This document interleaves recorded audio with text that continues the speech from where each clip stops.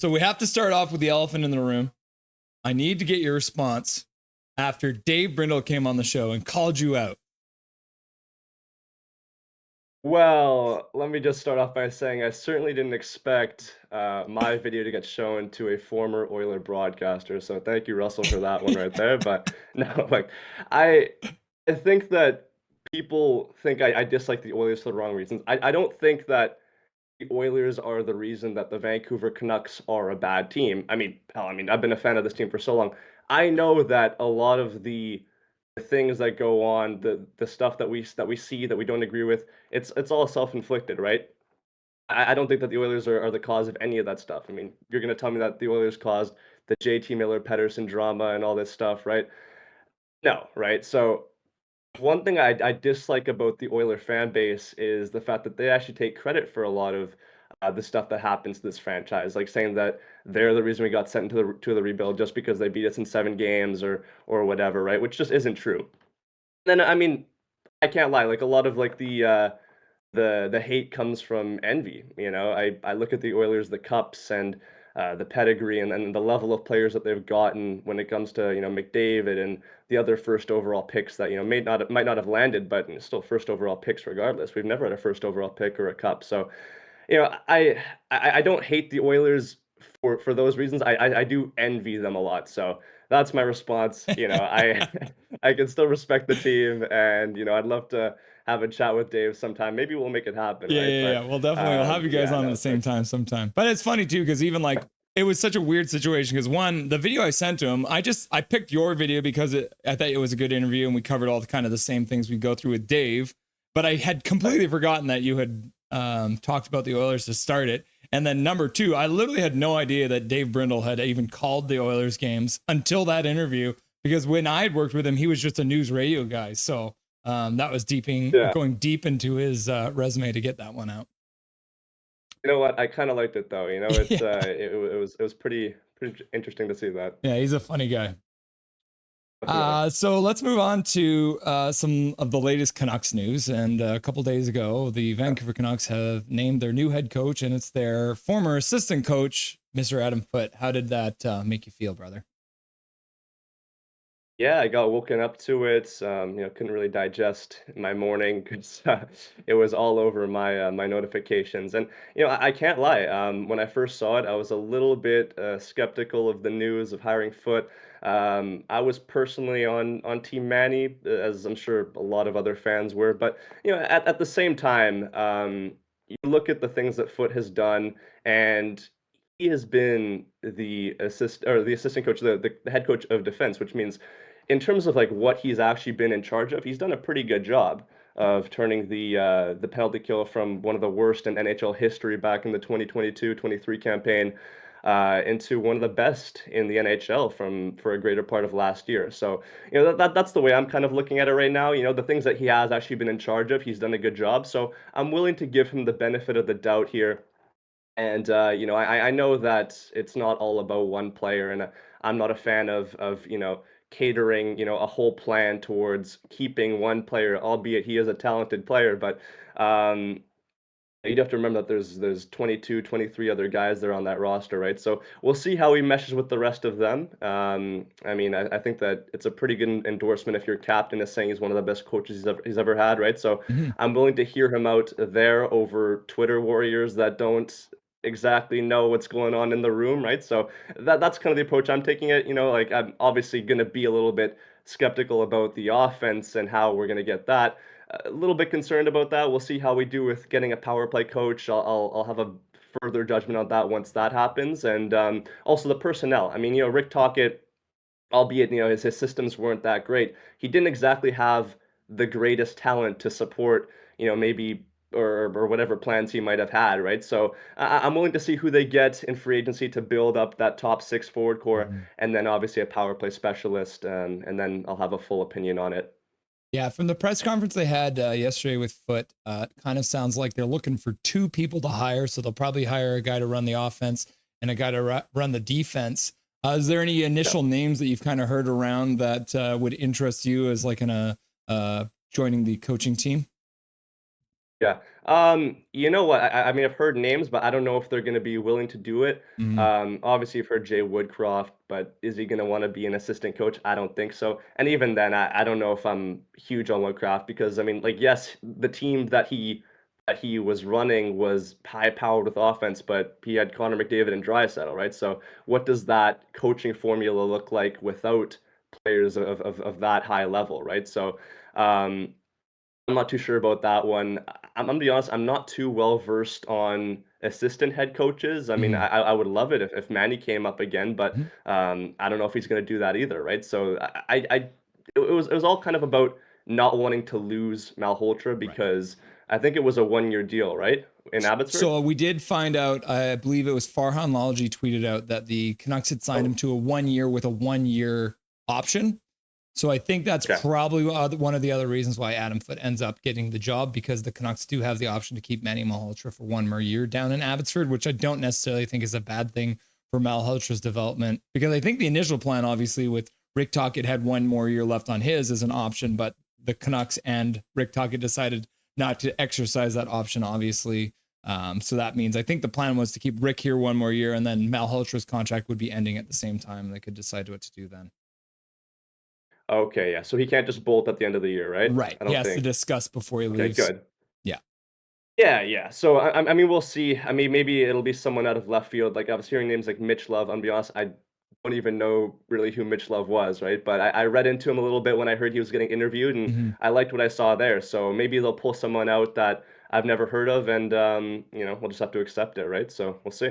Well, we did see Matt Foot dropping Mark Crawford's names a couple times in the Yeah. presser that he did. So, I mean, Mark Crawford hasn't been in the NHL for a little bit, but that might be interesting to see if a former head coach for the Canucks might come back and work underneath Foot. But I think that might be more of a That pipe dream.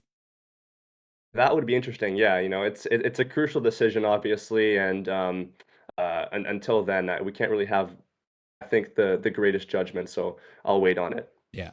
So you did mention Mhm. obviously Quinn Hughes and his affinity for Foot, and how that might have affected the decision making process getting Foot in here. Now, in the presser yesterday, they made full claims that they did not consult with Quinn Hughes about the hiring of Adam Foot. Do you believe them when they say that? Um, yeah, it's hard to say because it's hard to look at that decision and not associate it to the captain of the Canucks, right? Just based off of what he said and the fact that they wanted to keep Tocchet. Rutherford was really disappointed that he couldn't keep Tocchet. So is this his B plan, his next best thing, just to salvage that sort of relationship, right? Um, I struggle to believe that they didn't have some sort of consultation, right? But I mean, I'm willing to give them the benefit of the doubt there that maybe they just thought this was the best available option. But you know what? If I'm being completely honest with you, I'm so tired of the off ice drama and whatnot of what's being said behind the scenes and between players and coaches, right? And at this point, I mean, I saw your interview with Nux memes the other day calling Quinn Hughes the LeBron of the Yeah. NHL, which I got a bit of a laugh at, right? Which it's kind of true at this point.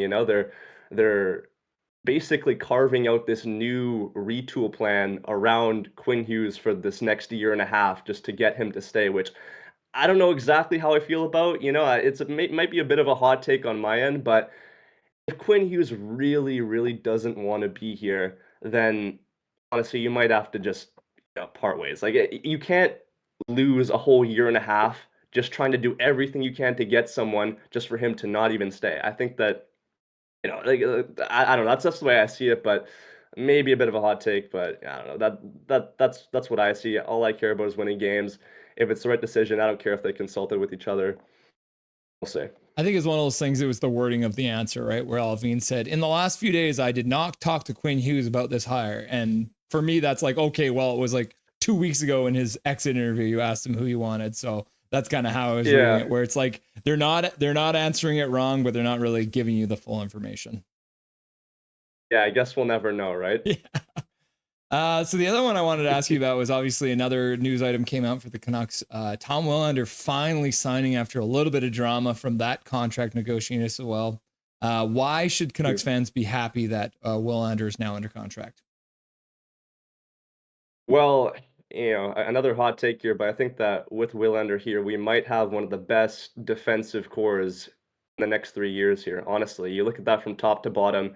It's six players that can play in your top four. You have Mhm. Quinn Hughes, Hronik, Marcus Pettersson, Myers, EP 40 or EP 25, sorry, and Willander now, and you also have Mancini and Sawyer Mignot up and coming in the ranks. And I kind of agreed with what Foot said that you can't have you can never have that many defensemen, right? Mhm. And when it comes to Willander specifically, I think you're getting a smooth skater, a guy that's good two-way off the rush, surprisingly physical. I was watching some of the BU Frozen Four games, and he was looking like one of the most noticeable guys out there. Think he's going to be really good at complementing a guy like Quinn Hughes, being able to make that first pass out because we relied on him so much as well last season to be the only guy that could do that, right? With Hronik out and whatnot. The Canucks in their own end, I found, yeah, really struggled to just get the puck out of the zone and have that sense of, control with it, right? So I think that Willander will give you that. Honestly, he's just a very good all-around defenseman. He's an 11th overall pick for a reason. He can put up points. And, you look at BU, he played with Cole Hudson, a player that's very similar to Quinn Hughes. Mhm. And as I just said, he complimented him very well, right? So what's to think that he's not going to compliment Quinn Hughes very well if he slides up there? I don't know if they're going to have him there right off the bat. Depends how he does in training camp, obviously. But I think he has a really good shot of making it. I'm personally not one that usually likes to rush um, young guys into the lineup. So if he wants to marinate Nabbits for a little bit, cook down there, I'm totally cool with that as well. But I would like to see him get a good opportunity with the big club. And if he makes it straight out, then by all means, I wouldn't be surprised because he's just that good. Yeah, that's the answer I liked from Alvin yesterday, where he's like, I don't know if he's going to be in the NHL next year. We'll see what happens in training camp. Exactly, right? Yeah, everyone deserves a fighting chance, and that's why I was pissed that they didn't give Pod Colson a chance because, man, like that's a guy that's really turned us a corner this year, and he's playing in the Oilers' top six. And I knew it as soon as they got rid of him. That was one of the stupidest things I've ever seen. Right? They were scared they were going to lose him on waivers for not making the team, but they didn't even give him a chance in training camp to prove himself, which it was ridiculous. Yeah, I almost bought his jersey, so I'm glad I didn't. Oh yeah, I mean, same. He was a fan favorite for. I mean, for me, he was one of my favorite guys that we got 10th overall. A lot of promise, so it's a shame, but it is what it is. Yeah, and as a bitter Canuck fan, I have been keeping track of all the former Canucks, and he is, I think, third in the playoffs for former Canucks in scoring right now, behind Nate Schmidt and who else was the guy? Andrei Kuzmenko, I think. Patrick Ismail, yeah. Yeah, It's terrible, man. You develop a guy for 5 years, and then he finally starts to show signs of breaking out, and immediately you give him the boot, right? So I don't know. It's just classic, but I could see that from a mile away. so the through the first period of play so far, the Leafs have been kind of carrying play, not a lot of high quality chances. But is Yeah, today the annual Leaf elimination day, or do you think they're going to be able to press things back and get back to Toronto in Game 7? I don't think they're gonna win. I think they're gonna get knocked out today. You saw how little pushback they had at any point in the game of Game 5. Even being down 4-0, you'd hope that the final 20 minutes of the game they could at least do something. But it was nothing, right? And I'm not gonna lie to you. I spent the last 10 minutes just preparing for this interview, so I wasn't able to see a majority of that period. But from what I did see, it looked pretty even. I would have liked the Leafs if I'm a Leaf fan, obviously, to um, a little bit more aggression. I thought they were still a little bit pensive, and I thought the Panthers controlled a lot of play. So I don't know. I mean, we'll see what happens. I think that the Panthers are going to take a close one out here and move on to the third round. But I mean, I'd love to get proven wrong because I love Game Sevens. Yeah, we might see an entire round of the playoffs without a single Game 7 if somebody can't pull something out here. So that might be, I don't know, I'd have to Yeah, look it up, but there might have never been a round where there hasn't been a Game 7. So that could be really weird if nobody gets that far. exactly right. Especially round two. I mean, there were so many promising matchups, and you look down the board, they were so even. So to see them go 5, 6 games is a little bit disappointing. I would have liked Vegas to have pulled that one out in overtime, but hey, Stuart Skinner's still on his head, right? So what can you do about that? But you know what? Back to the Leafs thing. It's just clockwork at this point. So I mean, I've been making these sort of recap videos in the playoffs for I think this is my third year now, and I'm running out of video titles for these Leaf losses, right? So I don't know. I'll have to come up with with a new one this year, but if it's today or Game 7 or sometime in the third round, who knows? But it'll happen at some point. So the way things have been going in the playoffs right now, I was starting to think it might end up being kind of like Penguins versus Wings, the rematch kind of thing. Are you starting to believe that it might just be the Oilers versus the Panthers again in the Stanley Cup Finals?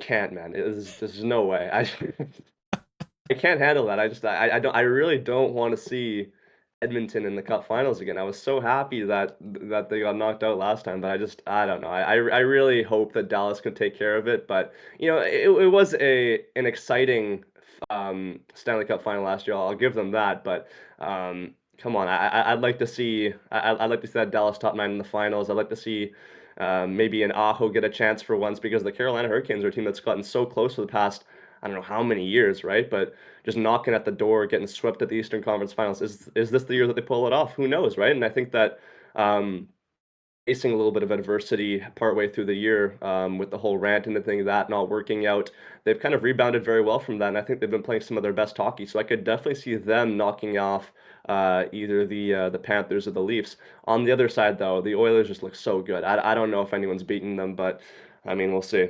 I don't know. Especially if they can get Ekholm back for the next round, because they've done this all so far without one of their best defensive defensemen. He's close, right? I'm pretty sure. Yeah. There's rumors he might be able to play in game 1 or game 2 of the next round. So, but we'll wait and see what happens. That's scary, man. I don't know. We'll see what happens, but regardless, it's gonna be interesting nonetheless. So we'll have a lot to talk about as content creators. Yeah. Major Dow's donated $2. Wants to ask Diener, explain why are you still a Canucks fan?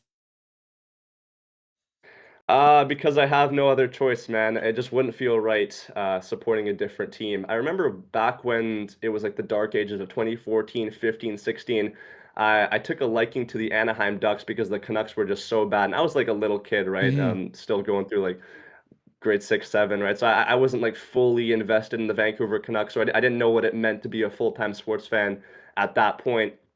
But I cheered for the Ducks a little bit when they were good, but it didn't really feel right. I didn't really have that same emotional connection to them. So in 2017, when they got Elias Pettersson, they were still a bad team. It was really fun to cheer for them because it seemed like there was a bright future. And I don't think I could ever veer away from them, no matter how bad they are and how painful it is. It's just the way I'm wired. Stay strong, Diener. We're gonna win the Stanley Cup next year. I can feel it. I hope so, man. But my delusion can only take me so far, right? That's it. That's what keeps us sane. Yeah, exactly, right? Awesome. Thank you very much, Diener, for joining the show today, and enjoy the rest of the game tonight, and we'll talk again soon. Thank you guys so much. Yeah, it was good to be back, and I'll talk to you guys real soon. Nothing is perfect.